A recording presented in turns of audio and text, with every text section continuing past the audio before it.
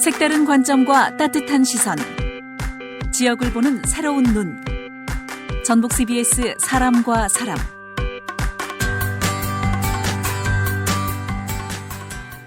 네, 한 주를 시작하는 월요일 이슈의 행간을 짚고 예측해 봅니다. 월요 정치. 오늘은 상춘조합으로 갑니다.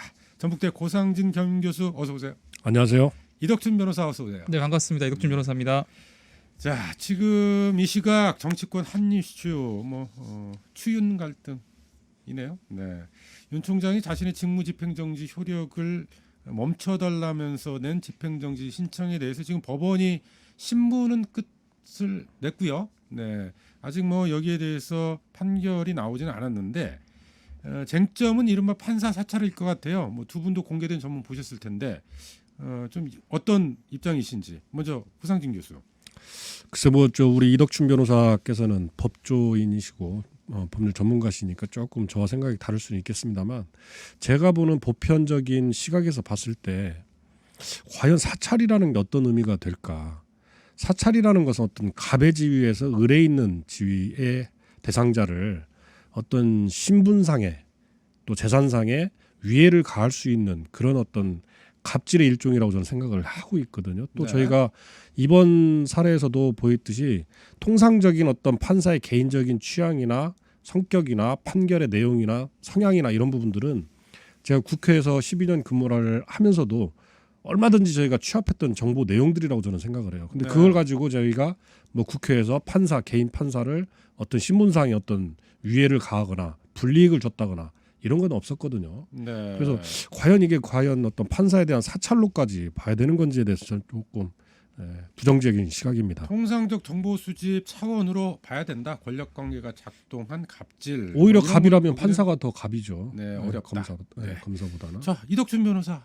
네, 네. 이제 말씀하신 것처럼 추윤 갈등이라고 말씀하셨는데 저는 기본적으로 갈등이라고 보지 않거든요. 갈등이라는 것은 어떻든 간에 힘의 균형이 있을 때 다툼이 있는 그런 상황에서의 충돌을 갈등이라고 볼 수 있을 것 같은데 법무부 장관이 엄연히 이제 검찰 조직법상의 상으로 총장을 지휘 감독하고 있기 때문에 갈등이라고 일단은 보지는 않고요. 네. 이제 법무부 장관이 최근에 검찰총장 관련해서 감찰을 하겠다고 하지 않았습니까? 그런데 이제 총장님께서 감찰을 거부하셨고 그래서 법률에 따라서 징계권을 행사한 것이다. 우리가 초유의 사태다 보니까 마치 이것이 어마어마한 것으로 비치지만 사실은 검찰총장도 공직자이고 법무부 장관도 공직자입니다. 그리고 공직자는 비위가 있으면 그에 합당한 처분을 받아야 되고요. 그런데 그런 절차를 실행하는 과정 속에서 총장이 법무부 장관의 검찰을 거부했다 했으니까 그에 따른 정당한 법률상의 권한을 행사한 것이라고 봅니다. 그래서 저는 네. 갈등이라는 표현은 부적절하고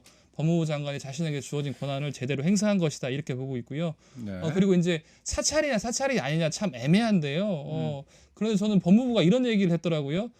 권한 없는 기관이 개인 정보나 성향 자료 등을 수집 보관 관리하는 것 자체가 사찰이다. 그리고 네.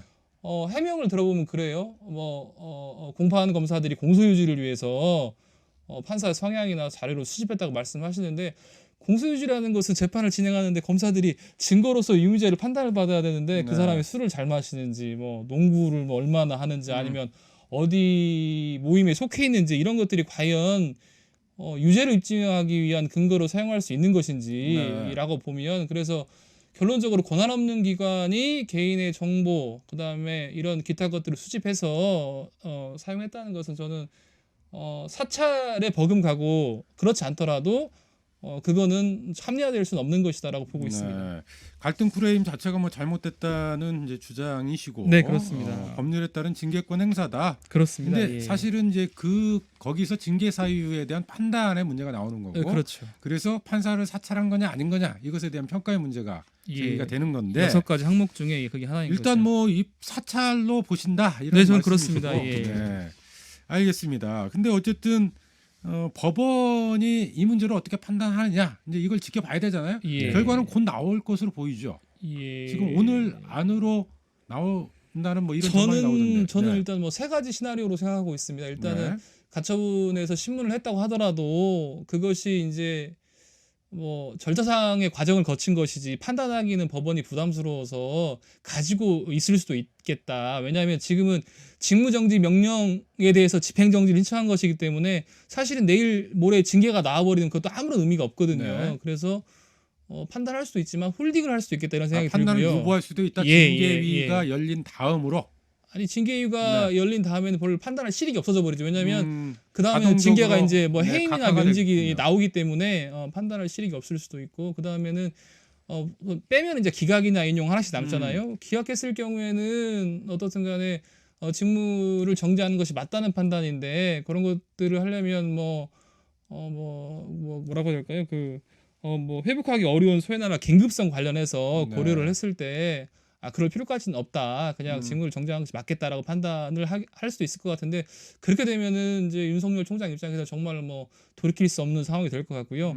사실은 인용 결정도 뭐 불가능한 것은 아닐 텐데 방금 네. 전에 고상진 교수님 말씀하신 것처럼 이것이 정말로 사찰이 아니다고 본다고 하면 좀 뭐 인용 결정도 불가능한 건 아닐 텐데 그러나 제가 볼 때는 실효성은 없을 거라고 봅니다. 왜냐하면 이번에 인용 결정이 나서 직무를 복귀한다고 하더라도 곧바로 법무부 징계위원회가 열릴 거기 때문에 그 징계위원회에서는 상당히 뭐 중징계에 가까운 징계가 나올 거기 때문에 결국 인용이 된다고 하더라도 이틀 천하나 3일 천하에 불과할 것이다라고 네. 봅니다. 예. 자, 고상진 교수는 좀 어떻게 전망하세요? 글쎄요, 저는 이번 사안의 가장 중요한 가치는 우리 검찰의 정치적 중립성 훼손 여부거든요. 그런데 이제 만약에 지금 가처분 신청에 대한 심리까지 오늘 오전 1시간에 걸쳐서 했고 이제 최종 판단만 법원이 남겨놓은 상태에서 좀 전에 우리 이 변호사님 말씀하신 대로 그냥 홀딩을 한다는 것은 법의 안정적인 집행의 측면에서도 바람직하지 않다. 그렇다면 우리 법원까지도 또 다른 정치적 판단을 하고 있다라고 국민들이 의심할 소지가 있기 때문에 저는 오늘 중으로라도 아마 어떤 법원의 판단이 나오지 않을까 그렇게 생각을 하고 있고요. 아까 말씀드린 대로 이 정치적 중립성에 대한 검찰의 가치가 훼손되느냐 안 되느냐 여부에 따라서 그 결과는 달라질 것이다. 왜 그러냐면은 지금 6가지 항목에 대해서 제안이 이제 그 추미애 장관께서 직무정지를 이유로 삼으셨지만 그 6가지 항목들이 어떻게 보면 구체적이고 확인된 사실들이 아니다라는 게 여론이고 많은 그런 그 언론에서도 그런 부분에 대한 지적들이 좀 뒤따르고 있거든요. 그래서 이런 부분들이 과연 검찰총장 사상 초유의 직무배제, 직무정지라는 그런 중차대한 사안의 요인이 될 수 있느냐, 원인이 될 수 있느냐, 저는 이런 판단을 법원이 아주 무겁게 하리라고 생각이 되고 저는 조심스럽게 아마 법원에서는 가처분 신청에 대해서 인용 결정이 날 것 같고 이제 그 이후에 벌어지는 또 징계위원회에서는 감찰위원회는 지금 취소됐나요? 내일 열리돼 있죠. 내일 감찰위원회도 열리고 내일 모레 징계위원회도 하게 돼 있는데 법원의 결정이 감찰위원회 결정이라든지 징계위원회 결정에도 어느 정도 영향을 미칠 것이다. 영향을 줄 것이다. 네, 저는 그렇게 예상을 하고 저 있습니다. 이제 고상진 네. 교수님 사실 확인 부분 말씀하셨는데 사실 징계권자 입장에서 뭐 법원의 명확한 판결이 나오기 전까지 사실 확인을 완벽하게 할 수는 없어요. 주어진 상황에 맞게 사실 확인을 할 수밖에 없는데 그래서 추미애 장관께서 총장한테 감찰 관련해서 검사들 보내가지고 뭐 응답을 하라고 했지 않습니까? 근데 그걸 거부한 상황이었고 그다음에 이제 수사정보정책관 기획관실 관련해서 압수수색을 했기 때문에 나름대로 확보한 자료가 있을 거라고 보고요. 그다음에 감찰을 거부한 것도 사실이고 기타 이제 뭐 한명숙 그 전 총리 재판 관련해서 수사를 방해한 사건, 자기 측근들 관련해서 수사를 방해한 사건 등을 고려해 보면 아마 법원에서 그런 것을 고려하더라도 저는 기각 결정이 나오지 않을까. 그러니까 그런 부분이 이제 말씀드린 대로 법무부 장관은 정치인 출신이란 말이죠. 그렇고 또 검찰총장은 정치적 중립성의 의무가 주어진 분이고 그런데 좀 전에 말씀하신 6가지 사안들 뭐 일부 확인이 됐다라고 말씀도 하지만 이런 부분들이 사상 초유의 정치적 중립을 지켜야 될 검찰총장의 직무를 배제시키는 그런 어떤 결정적인 그 근거가 될 수 있느냐. 저는 이런 부분을 법원이 과연 과잉금지의 원칙이라는 헌법상의 가치가 있잖아요. 과잉금지의 원칙도 저는 충분히 다뤄볼 만한 사유가 아닌가. 근데 그렇게 사실 생각이 이제 듭니다. 중립성 말씀하시는데 검찰의 중립성을 지금 지켜왔다 그러면 사태가 저는 여기까지 안 왔다고 봅니다. 왜냐하면 방금 전에 말씀드렸지만 측근의 수사를 방해하고 방금 전에 본인이 그 서울중앙지방검찰청 검사장으로 재직 시절인 것으로 파악이 되는데 자기 장모 사건도 기소가 안 됐다가 이번에 기소가 됐고 네. 이런 것들을 보고 저 얼마 전에 국감에서도 예를 들면 현직 총장한테 뭐 하실 거예요 물어봤더니 총장 마치고 나면 사회나 국민에 봉사할 방법을 찾아보겠다 이런 말씀을 하세요. 총장이면은 저는 지금 현직 총장이기 때문에 그런 걸 말씀드릴 단계가 아닙니다. 알겠습니다. 이 수사와 기소하는데 바쁩니다라고 얘기를 했으면 기본적으로 이 사람이 편향되지 않구나 중립을 지키고 있구나라고 판단할 텐데 그런 게 없기 때문에 이미 기울어진 사람들한테 그 사람한테 중립성을 요구하는 것 자체가 일단 말이 안 되는. 근데 일부의 시각에서는 오히려 윤석열 총장의 장모를 지금에 와가지고 기소하는 그 검찰이 정치적이다라고 판단하시는 분들도 있어요. 아니, 그게 왜냐면 그러니까 자, 그런 사안은 예, 알겠습니다. 그런 사안은 종합적으로 아마 법원이 자, 판단하고. 법원이 네. 어쨌든 뭐 이른 시일 안에 기각이든 인용이든 결정을 할 수도 있고 또 이덕준 변호사의 전망에 하면 아예 결정을 보류할 수도 있다. 보류할 수도 있습니다. 네. 근데 만약에 인용이 될 경우에 집행정지 그 직무 집행정지 효력을 멈춰달라라고 하는 신청이 인용이 될 경우 그 경우는 민주당의 뭐 이덕준 변호사는 별다른 영향 없을 거다 뭐 이런 말씀을 하셨지만 문재인 대통령이나 추미애 장관에게도 좀 직격탄이 되는 거 아닌가요? 만약에 인용이 될 경우. 그럴 수 있죠. 사실은 네. 이제 인용이라는 것은 인용되고 나면 좀 있으면 또 법무부 검찰 징계위원회 열릴 거기 때문에 실효적인 측면에는 별게 없지만 상징적인 의미가 있을 거라고 봅니다. 정치적 의미는 크다. 정치적 의미가 네. 있고 근데 이제 저는 이제 문재인 대통령까지 뭐 개입시킨다는 거는 전 적절하지 않다고 봐요. 왜냐하면 말씀하신 김에 문재인 예. 대통령이 계속 이 사안에 대해서 침묵하고 있거든요. 좀 이 부분들은 당연하다. 제가 왜 아니면- 그렇게 말씀을 네. 드리냐면 그 행정부의 여러 부처 중에 법무부라는 곳에서 법무부 장관이 자기 나름대로의 주어진 권한을 행사하고 있는 거거든요. 그래서 법무부에 속하는 공직자가 비위행위가 있어. 그래서 거기에 대해서 징계를 내리고 있는데 이것과 관련해서 예를 들면 징계권자가 법에 어긋나는 일을 했다거나 이러면 대통령이 개입하거나 이럴 여지가 있겠지만 네. 제도와 절차대로 운영되고 있는데 굳이 대통령이 할 얘기가 없는 것이죠. 다만 우리가 계속 왜 대통령을 아무 얘기도 말씀 안 하셔. 이것이 사상 초유이다 보니까 뭔가 멘트를 해줘야 되지 않아? 라고 고민하는 부분인 것이지 절차대로 움직이는 대통령이 말할 수 필요가 없는 알겠습니다. 것이고 다만 또 대통령께서 여기서 만약에 언급을 한다 그러면 예를 들면 잘했네 잘못했네 언급하는 것 자체가 다시 한번 큰 소용돌이를 일으킬 수가 있거든요. 자 고상진 그래서 안 하고 교수에게도 있다고 발언권을 생각합니다. 드려야 될 것 같아요. 죄송합니다. 네. 예. 자 어떻게 예. 보세요? 어떤 거를 말씀드려야 돼요? 지금 문재인 대통령의 침묵에 대해서? 침묵까지 침묵에 그다음에 대해서? 만약에 이제 이게 법원의 인용 결정이 날 경우에 저는 뭐 인용이 결정되는 순간 추미애 장관과 민주당과 문재인 대통령의 어떤 정치적 타격은 뭐 뻔한 일이다라고 생각을 하고 그 이후에 뭐 징계위원회에서 징계를 한다 하더라도 또 다시 징계 결정에 대한 가처분 신청이 또 들어갈 거거든요. 그렇죠, 맞습니다. 윤석열 총장이 그러면 그때 그 심리 자체도 법원에서 동일한 판단을 할 가능성이 저는 크다고 봐요. 징계에 대해서도 같은 사유로 징계를 했다라고 한다면 그렇듯이 이게 결국에는 끊임없이 어떤 결말이 나오지 않는 어떤 법적 투쟁, 지리한 싸움으로 가는 건데 이런 이전 투구의 모든 책임은 저는 문재인 대통령께 있다라고 봅니다. 그래서 지지난주 방송에서도 저는 문재인 대통령께서 강력한 리더십을 발휘하셔가지고 이 사회적 질서를 좀 바로 잡으셔야 됩니다. 정치적 질서도 바로 잡으셔야 되고. 그런데 지금까지 침묵을 하고 계신다는 건 저는 문재인 대통령의 성향이 약간 이 논란의 한가운데에서 판단하는 것을 주저하시는 성향이 아닌가. 네. 저는 굉장히 이건 지도자로서 크나큰 흠결이라고 봅니다만 그러니까 전략적 판단 저는 차원이 그렇게 생각하지 아니고 않습니다. 본인의 캐릭터 약간 책임에서 한 발 비껴서려고 하는 네. 그런 어떤 소극적 자세라고 보는 것이 그 근거를 말씀드리는 게 일전에 그 박원순 시장 사건 때도 그 전까지 페미니스트 대통령이라 얼마나 본인의 이미지를 메이킹하는데 많이 활용을 했습니까? 하지만 막상 박원순 시장 사건이 터지니까 그거에 대해서 아무런 말씀을 안 하셨단 말이죠. 알겠습니다. 그러니까 저는 이번 사건도 결국에는 문재인 대통령께서 그냥 둘이 이전 투구하는 거에 대해서 누가 지치든지 누가 지든지 그 결론 나올 때까지 말씀을 하지 않을 거라고 생각을 합니다. 말씀 안 하는 이유가 이제 질서를 바로잡으셔야 한다고 말씀하셨는데 추미애 법무부 장관이 제도와 절차 속에서 질서를 바로잡고 있습니다. 왜냐하면 검찰총장도 공직자에 불과합니다. 네, 수사권을 지휘하는 사람인 것이지. 앞서 근데 말씀하셨던 내용이신 그런데 것 같아요. 그 질서를 바로잡고 있는 마당에 거기서 대통령께서 그러면 저는 이렇게 필요가 말씀을 드리고 없다고 싶어요. 생각하는 거죠. 그런 윤석열 총장을 그런 윤석열 총장을 검찰총장으로 임명하신 문재인 대통령께서 최소한 국민들께 사과라도 하셔야 된다. 아니 이제 추이를 봐야 돼요. 아니, 이 정리가 되면 당연히 문재인 대통령 임명하신 윤석열 총장 때문에 이 난리가 이 사달이 난 거잖아요. 이 여당이 이쪽에서 이게 놓고 보면. 정리가 다 오상진 되면 전 아마, 교수, 예. 이덕춘 변호사와 함께 한 주의 이슈 행간을 짚고 예측해 보고 있습니다. 월요일이 뜨겁네요. 네, 추윤 갈등으로 불리는 지금 검찰 개혁과 관련한 지금 논란에 대해서 좀 짚어봤는데 이 두 분의 좀 생각이 지금 국민들에게도 좀 팽팽하게 좀 나뉘어진 입장, 의견을 대표하는 게 아닌가 이런 생각이 드네요. 그럼 이제 그 정도 좀 짚고요. 네. 지역 이슈 하나 좀 간단하게라도 살펴봤으면 좋겠어요. 네. 부동산 값이 심상치가 않습니다. 에코시티 네. 신도심 아파트가 12억 원대를 네.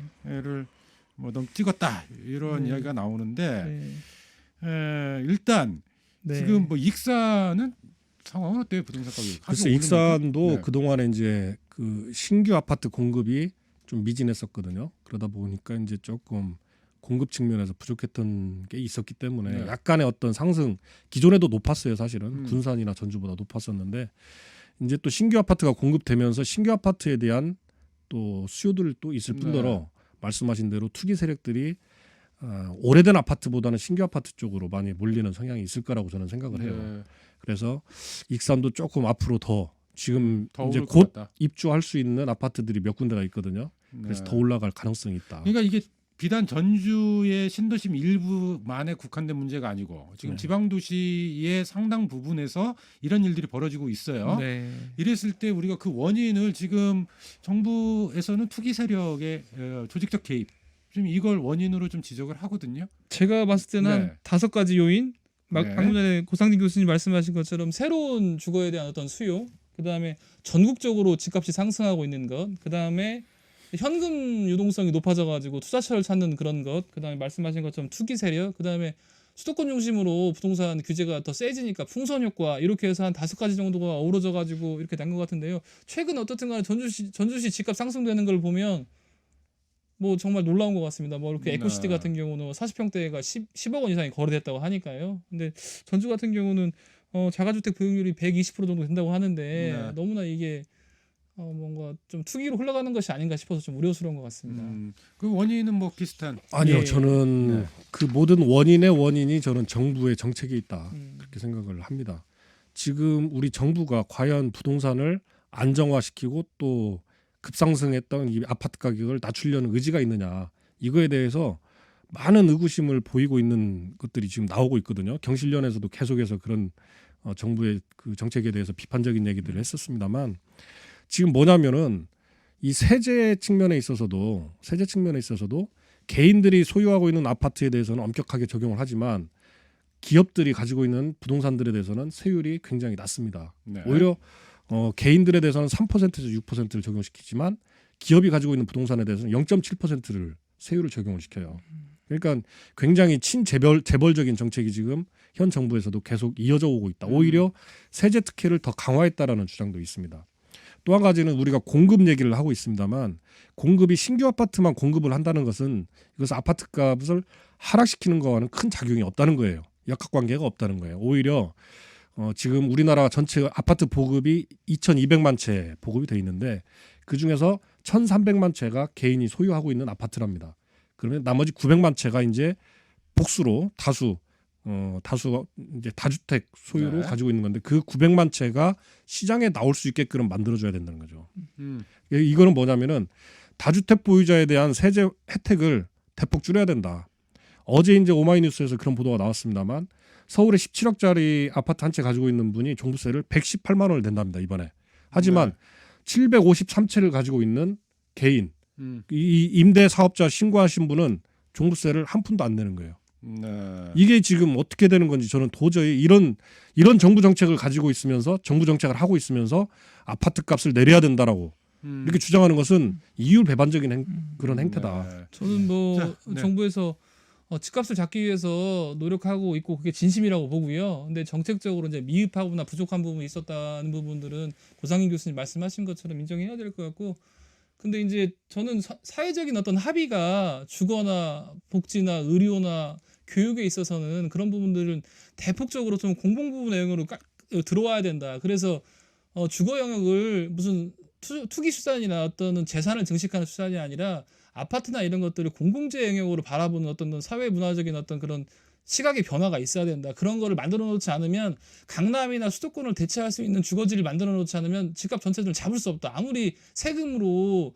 뭐 이렇게 맞춘다고 하더라도 그건 쉽지 않겠다 이런 생각이 들더라고요. 그게 이제 네. 정책적으로 어떻게 실현돼야 되는지는 전문가들께서 고민하시고 좀 그러셔야 할 것 같습니다. 다른 한편에서 또 이런 지적도 있어요. 모두가 집값이 오르길 바라는 상황에서 그러니까요. 과연 이런 공공성이라고 하는 것은 공허한 외침이 아닐까. 그러니까요. 지적도 좀 나오거든요. 이런 측면들은 어떻게 봐요? 글쎄요, 모두가 집값이 오르기를 바라는 사람들은 저는 그러진 글쎄요, 않는다. 그러지 네. 않을 것 같습니다. 아니 근데 네. 사실은 전라북도 같은 경우도 다른 데 다 올랐는데 우리도 좀 오르면 되는 거 아니냐. 이렇게 오히려 말씀하시는 이명박 분도 정부 때 있으니까요. 노무현 정부 때 폭등했던 아파트값이 이명박 정부 때 하락했단 말이죠. 그러니까 이건 정책적인 효과가 분명히 있다라고 봐야 됩니다. 그렇다고 보면 지금도 거품이 잔뜩 들어가 있는 아파트를 산 사람들이 일부 있겠지만 가지지 못한 다수들이 있기 때문에 오히려 그분들을 위해서라도 정책적인 어떤 그 기교를 발휘를 해야 된다. 저는 그렇게 생각을 합니다. 네. 좀 전에 우리 이 변호사님 말씀하셨는데 신도시를 개발하는 것보다 구도심에 재건축을 하는데 그 부분에 있어서 공공성을 강화하면은 충분히 반값 아파트도 가능하다라는 그런 주장들이 있습니다. 네, 그렇게 함으로써 아파트를 자연스럽게 주변 아파트 시세까지도 다운시킬 수 있다. 네. 굉장히 중요한 말씀을 하신 것 같아요. 구도심을 중심으로 해서 공공 임대주택 뭐 예. 이런 것들을 임대주택도 좀 좋고 확대하는 공공이 것도. 직접 개발하고 음. 건축하고 분양까지 하는 거죠. 네. 또 근데 이 임대주택이라든지 이런 공공 임대, 이 공공주택 여기에 대해서는 또 의외로 수요가 떨어져요. 제가 네. 말씀드린 건 공공 임대주택뿐만이 아니라 그러니까 우리 정부가 지금 경실련의 김원동 본부장 주장에 따르면 정부가 특권 세 가지 중요한 특권을 가지고 있다는 거예요. 한 가지는 뭐냐면 강제 수용권, 그리고 또 용도 변경권, 그리고 또 마지막으로 독점 개발권. 네. 이 세 가지 강력한 권한이 있기 때문에 이거를 직접 공기업이 나서서 하면 된다. 분양 대상 아파트를 건축하더라도 그렇게 한다면은 실제 분양 가격이 반값으로 떨어질 수 있다. 네, 그런 알겠습니다. 얘기입니다. 자, 정부가 부동산과 관련한 여러 가지 대책을 내놓고 있습니다만 어쨌든 이게 성과를 발휘하고 있지는 못하다. 네. 이것을 정책의 부족, 뭐 능력의 부족의 문제로 볼 건지 아니면 의지의 문제까지 짚어봐야 되는 건지 이 두 변의 의견이 조금 나뉘는 지점이 아닌가 이런 생각이 좀 드네요. 한 주간의 이슈의 행간을 짚어보는 월요 정치에 오늘은 이 지금 검찰 개혁을 둘러싼 갈등, 논란 이 부분과 그다음에 지역 부동산값 상승세 심상치 않다 이런 내용으로 짚어봤습니다. 전북대 고상진 겸임교수 이덕춘 변호사였네요. 두 분 오늘 말씀 고맙습니다. 감사합니다.